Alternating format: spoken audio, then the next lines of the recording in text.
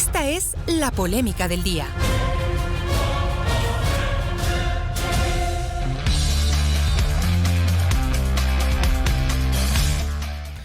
Ya estamos de vuelta, queridos amigos, gracias por sintonizarnos y vamos entonces con la polémica de hoy que se titula así, a manera de una interrogante, ¿no? ¿Chantaje? No se pagarán los sueldos si no sube el IVA. Bueno, eso es lo que están planteando las autoridades, porque el gobierno echa toda la carne al asador para lograr que la Asamblea Nacional apruebe el incremento del IVA al 15%, contemplado en el proyecto de ley para enfrentar el conflicto armado interno. El ministro de Finanzas, Juan Carlos Vega, llegó a señalar que hasta el pago de sueldos del sector público está en riesgo, así como lo escuchan, si es que no se aprueba el aumento del IVA en 3 puntos. Para cubrir los sueldos de los empleados públicos en este año, el Ministerio de Finanzas necesita 10,000 millones de dólares. Por eso el ministro resaltó que el alza del IVA debe ser permanente y no temporal. Vamos a mirar y a escuchar los argumentos que planteó el ministro de Finanzas, Juan Carlos Vega, en una entrevista concedida esta mañana en el canal de televisión Teleamazonas. Ya qué pasó, ya se nos fue el abuelito. A ver, bueno, vamos entonces a escuchar la declaración de Juan Carlos Vega, ministro de Finanzas. Dale, abuelito. ¿Y esta elevación del IVA pudiera ser temporal o va a ser permanente? Yo estoy convencido que esta elevación tiene que ser permanente porque no tenemos una idea de temporalidad, de cuánto tiempo pueda durar esta guerra sin cuartel contra la delincuencia. En las experiencias de los otros países, esto ha durado 10 años, 20 años hasta lograr estabilizar el tema de seguridad en las ciudades y en los países. Entonces, al no tener una idea clara de temporalidad, lo importante es tener un ingreso que nos permita mantener la fortaleza en nuestros servicios de las Fuerzas Armadas y de la Policía Nacional y de todos los entes que brindan seguridad interna y externa al país. Bueno, muchos empiezan a dudar y a señalar, ¿no?, que realmente esta guerra interna contra la delincuencia organizada, pues simplemente ha sido un pretexto para, pues, implementar este otro tipo de medidas, ¿no?, como ya el incremento del IVA al 15% de manera ya indefinida. También ya se habló de la focalización de los subsidios, ¿no?, de los combustibles, de la energía eléctrica, etcétera, ¿no? Pero no solo el ministro de Finanzas es quien realiza ruedas de prensa y recorridos por medios de comunicación para convencer a los ecuatorianos sobre los beneficios de incrementar el IVA. El ministro de Educación, Daniel Calderón, también anda paseándose en medios de comunicación y ofreció mejorar la infraestructura educativa siempre y cuando se aumente el IVA al 15%. Vamos a escuchar lo que dijo el ministro de Educación. Bueno, como usted sabe, todas las fuentes de ingresos que suman a los servicios sociales del país ayudan mucho para poder fortalecer justamente estos mismos servicios, ¿no? En este caso, las fuentes tributarias lo que sirven es para poder dotar de mejores recursos. En mi caso, que es en la materia de educación, poder dotar de mejores infraestructuras, mejores recursos, mejores servicios para poder, obviamente, atender a la ciudadanía y con esto garantizar no solo una educación de calidad, sino en un contexto donde la seguridad se ha visto amenazada, poder responder de la mejor manera. Justamente en el marco de nuestra gestión estamos trabajando el programa de comunidades educativas seguras, lo cual justamente se fortalecería con un ingreso adicional que permita aumentar las capacidades que tiene el Ministerio para dar respuesta a ello. Ahí está, miren ustedes, ¿no? Ahora se ofrece mejorar la infraestructura educativa siempre que se incremente el IVA. Y todos los funcionarios del gobierno pues están tratando de posicionar esta necesidad de los recursos que requiere el país, que por cierto es verdad, es una realidad, ¿no?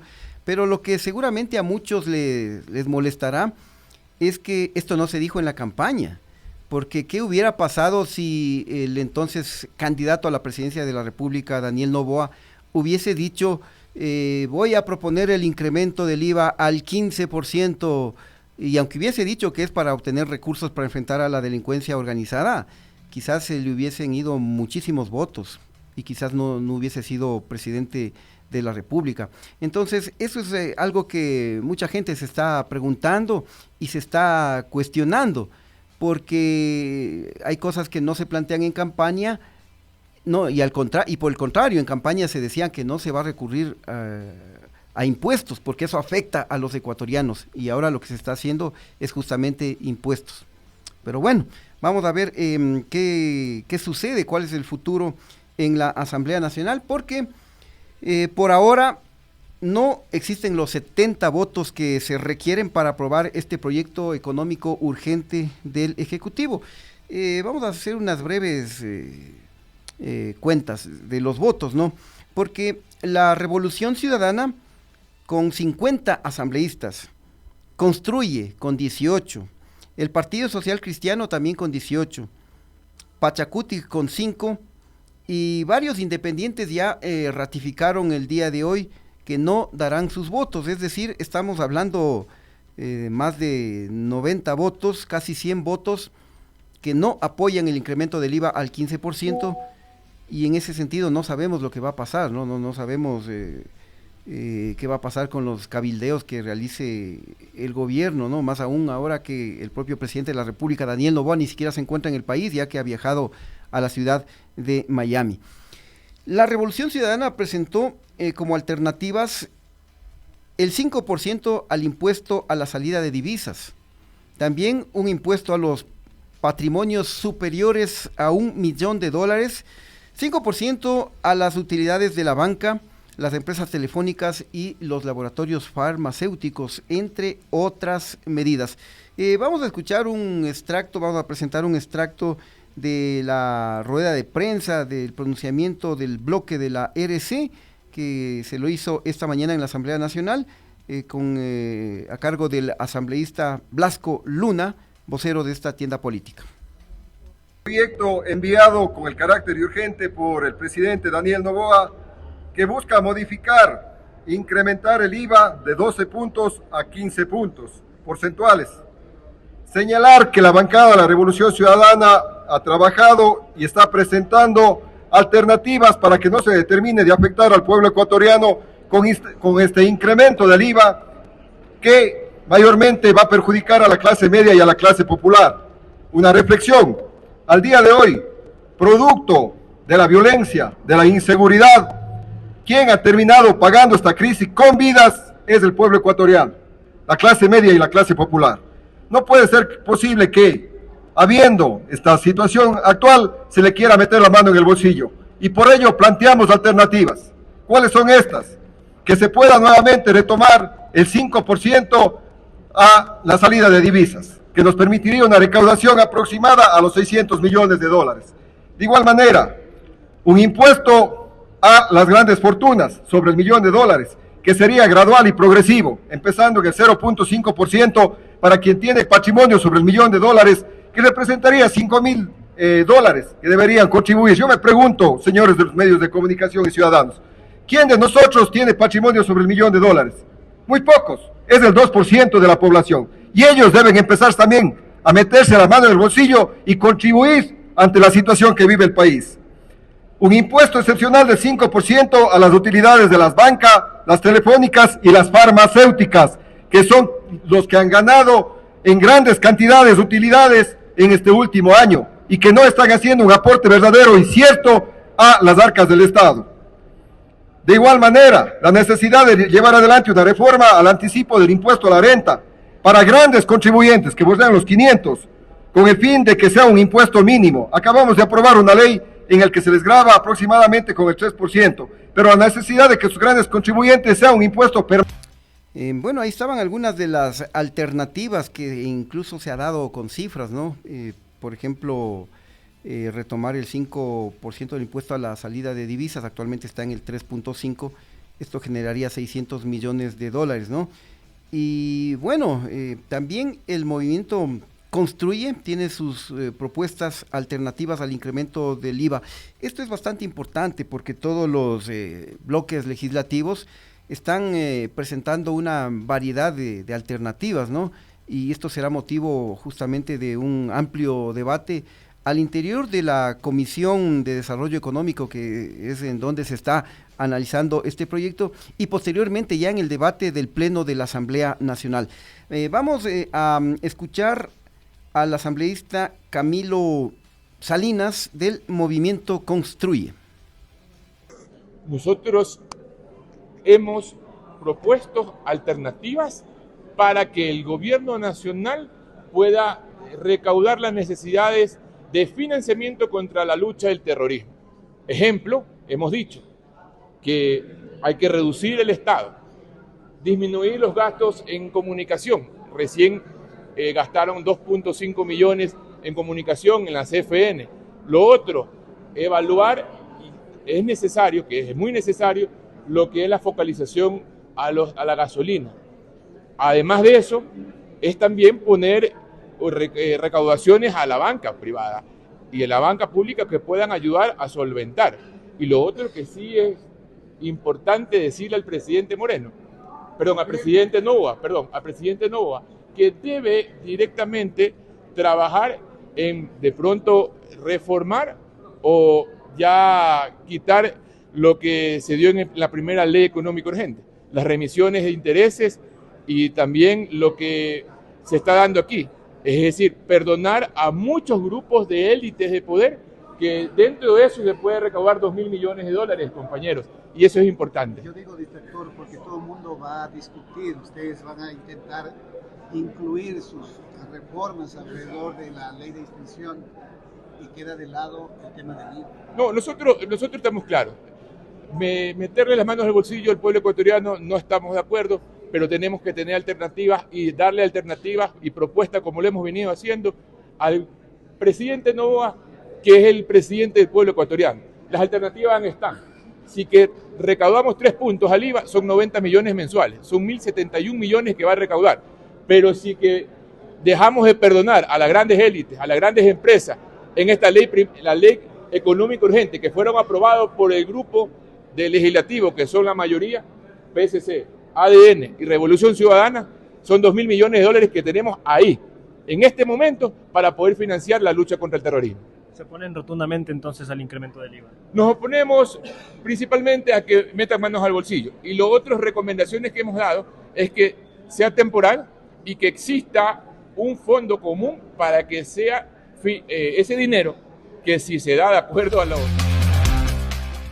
Bueno, y antes de seguir con los pronunciamientos de otras bancadas, mi querido Fer, pongamos en pantalla un comunicado que acabamos de obtenerlo de la Asociación de Bancos Privados del Ecuador, que lo ha hecho público hace pocos instantes a través de la red social X, y dice lo siguiente: comunicado oficial.